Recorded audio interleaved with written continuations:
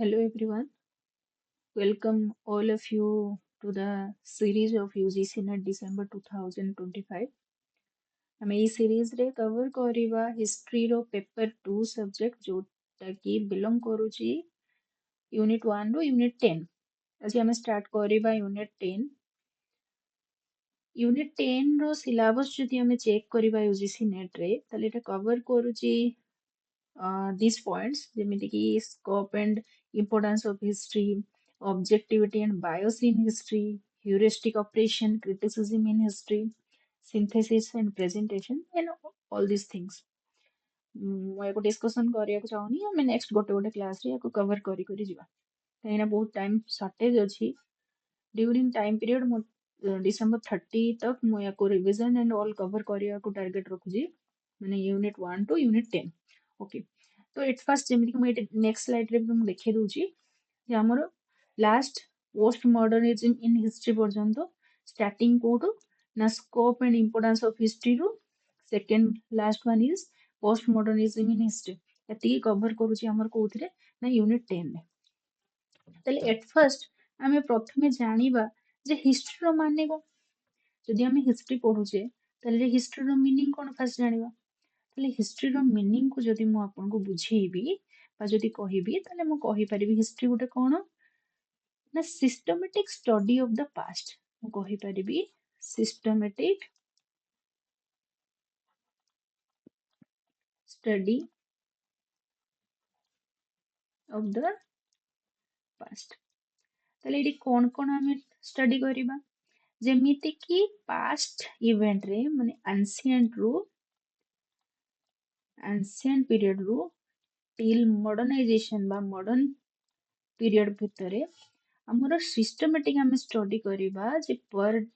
year per session ରେ କଣ କଣ ଇଭେଣ୍ଟ ସବୁ ହେଇଛି। ତାହେଲେ କୋଉ ଇଭେଣ୍ଟ ଉପରେ ସେ ବେସ୍ କରିବ, ଯେମିତି କି ଏଇଟା କଭର କରିବ ଅଲ୍ ଦ ସୋସାଇଟାଲ ଆସ୍ପେକ୍ଟ ବା ସୋସାଇଟିଜ କେମିତିକା ଥିଲା ଫ୍ରମ ଆନ୍ସିଏଣ୍ଟ ଇଣ୍ଡିଆରୁ ମଡର୍ନ ପିରିୟଡ ପର୍ଯ୍ୟନ୍ତ ଆମର ସୋସାଇଟିରେ କଣ କଣ ଇଭେଣ୍ଟସ ଥିଲା, କଲଚର କଣ ଥିଲା, ସୋସାଇଟି କେମିତିକା କ୍ୟାରି ଆଉଟ୍ ହଉଥିଲା ତା ଉପରେ ସେ ଷ୍ଟଡି କରିବ। ନେକ୍ସଟ ସେ କାହା ଉପରେ ଆମକୁ ବୁଝେଇବ ନା କଲଚର କେମିତିକା ଥିଲା, ସିଭିଲାଇଜେସନ କେମିତିକା ଡେଭଲପ ହଉଥିଲା, ସିଭିଲାଇଜେସନ ଆଉ କଣ କରିବ ଆମକୁ ହେଲ୍ପ କରିବ ନା କଜ ଆଉ ଇଫେକ୍ଟ ରିଲେସନସିପ ଦବାରେ। କାହାର ନା ପାଷ୍ଟ ଇଭେଣ୍ଟ ଯୋଉ ସବୁ ହେଇଛି ତାର କଜ ଆଣ୍ଡ ଇଫେକ୍ଟ ରିଲେସନସିପ ଆମକୁ ଜଣେଇବ। ଆକ୍ଚୁଆଲି ଆମେ କଜ ଆଣ୍ଡ ଇଫେକ୍ଟ ରିଲେସନସିପ ଜାଣିକି କଣ କରିବ ନା ଆମେ ଡିସିସନ୍ସ ନେଇପାରିବା। କଣ ଡିସିସନ୍ସ ନେଇପାରିବା ଯେ ପାଷ୍ଟରେ କୋଉ ଇଭେଣ୍ଟ ହେଇଥିଲା ଯାହାର ଆଉଟକମ୍ସ ଗୁଡା ଆମେ ସବୁ ଜାଣି ସାରିଥିବା ଯେ ଏଇ ସବୁ ପାଷ୍ଟ ଇଭେଣ୍ଟ ବା ଡିସିସନ ପାଇଁ ଆମର ଆଉଟକମ୍ସ ଏଇଭଳିଆ ଆସିଥିଲା। ତ ୟାକୁ ବେସ୍ କରିକି ଆମେ ପ୍ରେଜେଣ୍ଟ ଡେରେ ଡିସାଇଡ କରିପାରିବା ଯେ ଆମର କୋଉ ଜାଗାରେ ଆମେ ମିଷ୍ଟେକ୍ କରିବାନି ଆଉ କୋଉ ଜାଗାରେ ଆମେ ଇମ୍ପ୍ରୁଭମେଣ୍ଟ କରିପାରିବା। ନେକ୍ସଟ ଆମର ପଏଣ୍ଟକୁ ଆସିବା, ଯେମିତିକା ଫାର୍ଷ୍ଟ ବିଟ୍ରେ ଆମର ଅଛି କଣ ନା ଆମେ ପଢିବା ସ୍କୋପ ଆଉ ଇମ୍ପୋର୍ଟାନ୍ସ ଅଫ ହିଷ୍ଟ୍ରି କଣ। ତାହେଲେ ଫାର୍ଷ୍ଟ ଆମେ ବୁଝିବା ଏ ସ୍କୋପର ମାନେ କଣ। ଓକେ, ଦେଖ ଯଦି ମୁଁ କହିବି ତାହେଲେ ସ୍କୋପ ଅଫ ହିଷ୍ଟ୍ରି, ମୋର ପଏଣ୍ଟ କଣ ରହୁଛି ସ୍କୋପ ଅଫ ହିଷ୍ଟ୍ରି। ତାହେଲେ ଏଟ ଫାର୍ଷ୍ଟ ଗୋଟେ କମନ ଆଇଡିଆ ନବା ଦରକାର ଯେ ଏଇ ସ୍କୋପର ମାନେ କଣ। ଏଇ ଯୋଉ ଆମେ କହୁଛେ ସ୍କୋପର ମାନେ କଣ, ସ୍କୋପ ମାନେ ହଉଛି ଏରିଆ। ତାହେଲେ ଏଇ ଯୋଉ ଏରିଆ ଅଫ ହିଷ୍ଟ୍ରିର ମାନେ କଣ ନା ହିଷ୍ଟ୍ରି କୋଉ ଏରିଆକୁ କଭର କରୁଛି। ଯେମିତି ମୁଁ ଏଠି ଲେଖିପାରିବି ହିଷ୍ଟ୍ରି, ତାହେଲେ ହିଷ୍ଟ୍ରି କଣ କୁ କଭର କରୁଛି। ମୁଁ କହିପାରିବି ହିଷ୍ଟ୍ରି କଭର କରୁଛି ଯେମିତିକି study of human past. First point ମୁଁ କଣ ଲେଖିପାରିବି study of human past. Study of human past, କଣ ହ୍ୟୁମାନ ପାଷ୍ଟ, ଯେମିତିକି ହିଷ୍ଟ୍ରି ଡିଲ୍ କରୁଛି ହ୍ୟୁମାନର ଅରିଜିନ କଣ ଥିଲା, ତାର ଗ୍ରୋଥ କେମିତିକା ହେଲା ବା ଗ୍ରୋଥ ଆଣ୍ଡ ଡେଭଲପମେଣ୍ଟ ମୁଁ କହିପାରିବି ଗ୍ରୋଥ ଆଣ୍ଡ ଡେଭଲପମେଣ୍ଟ କେମିତିକା ହେଲା। ହ୍ୟୁମାନ ସୋସାଇଟି ଆନ୍ସିଏଣ୍ଟ ପିରିୟଡରୁ ମଡର୍ନ ଟାଇମ ପର୍ଯ୍ୟନ୍ତ କେମିତିକା ଡେଭଲପ ହେଲା, ଏଇ ସବୁ ଜିନିଷକୁ ମୁଁ ଷ୍ଟଡି କରିପାରିବି ଯୋଉଟା କି ଆମର ସ୍କୋପ ଭିତରେ ଆସିବ ବା କୋଉ ଏରିଆ ହିଷ୍ଟ୍ରି କଭର କରୁଛି। ନେକ୍ସଟ ପଏଣ୍ଟ ଯଦି ମୁଁ ଲେଖିବି टाइम एंड क्रोनोलोजी हिस्ट्री आउ को स्कोप अच्छी हिस्ट्री रो ना टाइम एंड क्रोनोलोजी को सी प्रोवाइड करि थाए केमितिका हिस्ट्री पढ़िले आमे बहुत सारा इवेंट को आमे क्रोनोलोजी वे रे जानि परिबा जेमति मु एग्जांपल देई परिबी जे 1999 मसिया रे कोन इवेंट हेतिला 2000 रे कोन इवेंट हैला 2001 रे कोन इवेंट हेछि 2002 रे कोन इवेंट हेछि अप टू 2025 पर्यंत कोन कोन इवेंट हेछि मु गोटे चार्ट रे मु दर्शाई परिबी जोटा कि कोन कहै जाय ना टाइम आ तार क्रोनोलॉजी को सीक्वेंस रे इवेंट उडा घटी घटी जाईछि आ तार आउटकम्स कोन कोन अछि या विषय हमको की आईडिया दबो ना हिस्ट्री आईडिया दबो नेक्स्ट हिस्ट्री आउ को एरिया को कवर करे थर्ड पॉइंट होची स्टडी ऑफ सोसाइटीज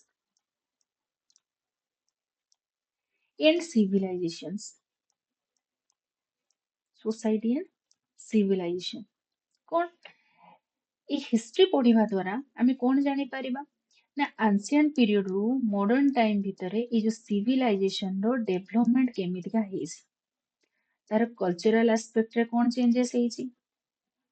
तार रिलीजियन एस्पेक्ट रे कोन चेंजेस हेछि तार पॉलिटिकल एस्पेक्ट रे कोन चेंजेस हेछि तार इकोनॉमिक एस्पेक्ट रे कोन चेंजेस हेछि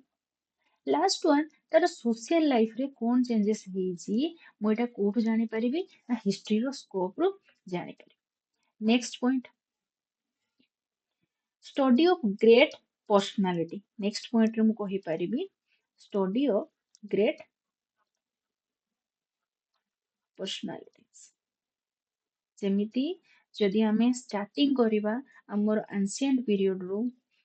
टिल मॉडर्न पीरियड भितरे बहुत सारा मेन मेन पर्सनालिटीज को आमे जानिछे जेमति कि बुद्धिज्म रे गौतम बुद्ध जैनिज्म रे Mahavir Jain till modern period रे जेमिति कि गांधी हुंतु महात्मा गांधी हुंतु सुभाष चंद्र बोस हुंतु जवाहरलाल नेहरू हुंतु लाला लाला लजपत राय हुंतु आमे डिफरेंट डिफरेंट ग्रेट पर्सनालिटीज मानको बी आर आंबेडकर हुंतु एनीवन नाम लेखिले तो सॉरी बनी बट डिफरेंट डिफरेंट पर्सनालिटीज को विषय भी हमें स्टडी करता कोड स्टडी करता ना हिस्ट्री रे हमें जानू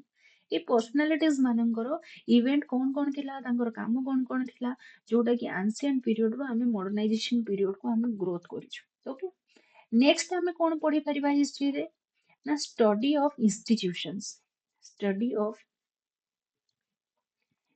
institutions institution institutions कहले हमें नॉर्मली आइडिया नबा कि नहीं एजुकेशनल इंस्टीट्यूशन एथिरे केवल से एजुकेशनल इंस्टीट्यूशन में जेमिति कि ग्रोथ ऑफ पॉलिटिकल सिस्टम केमिति का पॉलिटिकल सिस्टम सब ग्रोथ हैला आउ कोन देखि परिबा एडमिनिस्ट्रेटिव केमिति का चेंजेस हैला लॉज कोन कोन लागू हैला एजुकेशन रो डेवलपमेंट केमिति का हैला बा इकोनॉमिकल इंस्टीट्यूशन रो कोन चेंजेस हैला ए सब जिंस हमें कोन करि परिबा ना हिस्ट्री एरिया कवर करी आउ नेक्स्ट कोन हे परिबो जदि मु नेक्स्ट आउटे पॉइंट नेबी हिस्ट्री रो मु कहि परिबी यूज ऑफ हिस्टोरिकल सोर्सेस सी आउ कोन करे ना हिस्टोरिकल सोर्सेस को यूज करे कोन हिस्टोरिकल सोर्सेस जेमिति प्रीवियस एंशिएंट पीरियड रो हमें बहुत सारा लिटरेरी सोर्सेस पाउजे रिसर्च मेथड सब पाउजे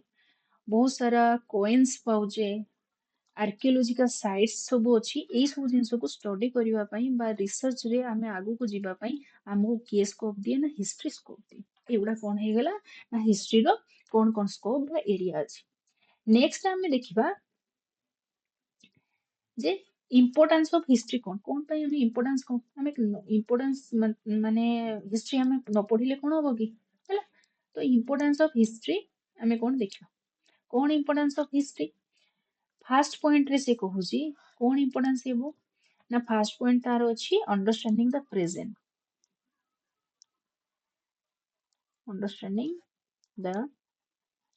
प्रेजेंट केमितिका ना हमें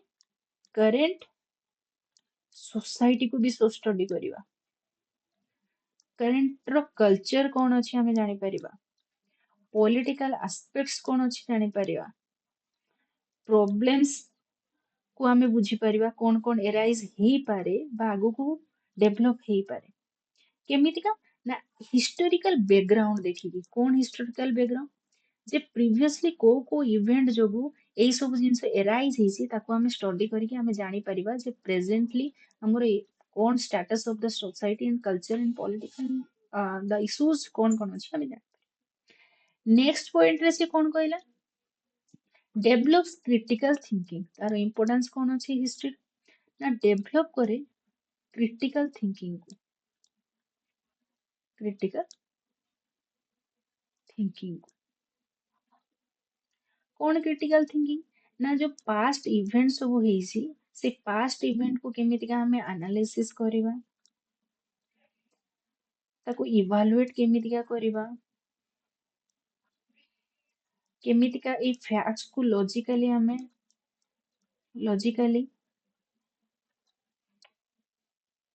थिंकिंग करि परिबा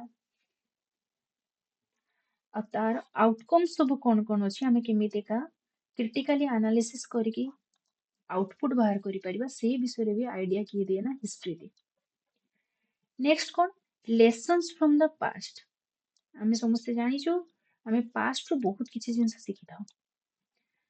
तो एई सेम जिंस हिस्ट्री हमको सिखौची जे पास्ट रे कोन कोन इवेंट हिची आ सेठु हमें कोन कोन लेसन शिखि पारिबा जेमति कि पास्ट रो सक्सेस कोन कोन हिची मिस्टेक्स कोन कोन हिची वार कोन कोन सब घटी हिची रिवोल्यूशंस कोन कोन सब हिची आउ रिफॉर्म्स कोन कोन हिची एई सब जिंस रे हमको आइडिया किए दबो ना हिस्ट्री दबो आउ कोन नेक्स्ट इंपोर्टेंस हमें कोन नहीं परिबा builds nationalism and unity builds nationalism and unity केमिति का ताले नेशनलिज्म क्रिएट करिवो जेमिति कि सब नेशनल्स मूवमेंट विषय से हमको आइडिया दो जो हीरोज माने हमरो डेवलप हेतिले जो हीरोज माने तांकर सोशली यूनिटी देखिथिले हमरो टुवर्ड्स द इंडिपेंडेंस ए सब जिंस ऊपर आइडिया किए दबो ना हिस्ट्री हमको दो अच्छा नेक्स्ट पॉइंट कौन हेबो मोरल डेवलपमेंट आउ कोथरे हेल्प करिवो ना मोरल डेवलपमेंट ପାଇଁ हेल्प करिवो कोन मोरल डेवलपमेंट जेमिति कि इंस्पायर करिवो हम भितरे लीडरशिप क्वालिटी करेज प्रोवाइड करिवो टॉलरेंस प्रोवाइड करिवो और जस्टिस प्रोवाइड करिवो एई सब जिंस प्रोवाइड करिवो कि ना हिस्ट्री हमको हेल्प करिवो हम भितरे मोरल डेवलपमेंट करिया ପାଇଁ next point social and cultural awareness create करिवो social and cultural awareness create करिवो कौन पाई social and cultural awareness create करिवो ना हिस्ट्री हेल्प करिवो जे सोसाइटी रे कौन कौन रूल्स एंड रेगुलेशन आगुरु चली थिला कौन तार इम्पैक्ट हिजी कौन रिवोल्यूशन बा वार क्रिएट हिजी ता पाई कौन मिस्टेक्स हिजी आ आमे कौन सक्सेस पाइजे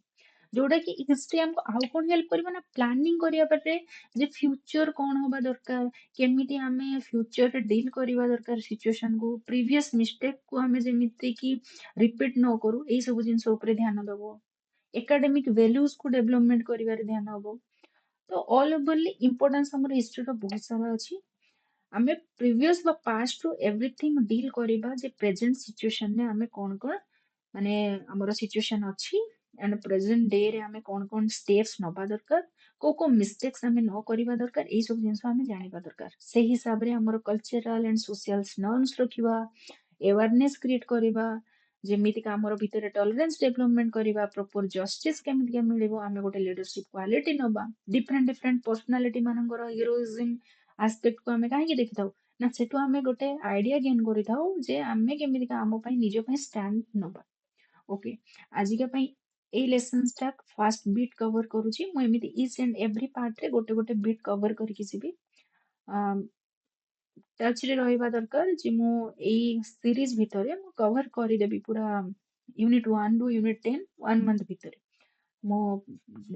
କିଛି କିଛି ଟାଇମ୍ ଡ୍ୟୁରେସନରେ ଗୋଟେ ଗୋଟେ ଭିଡ଼ିଓ ଅପଲୋଡ଼ କରିବି। Thank you.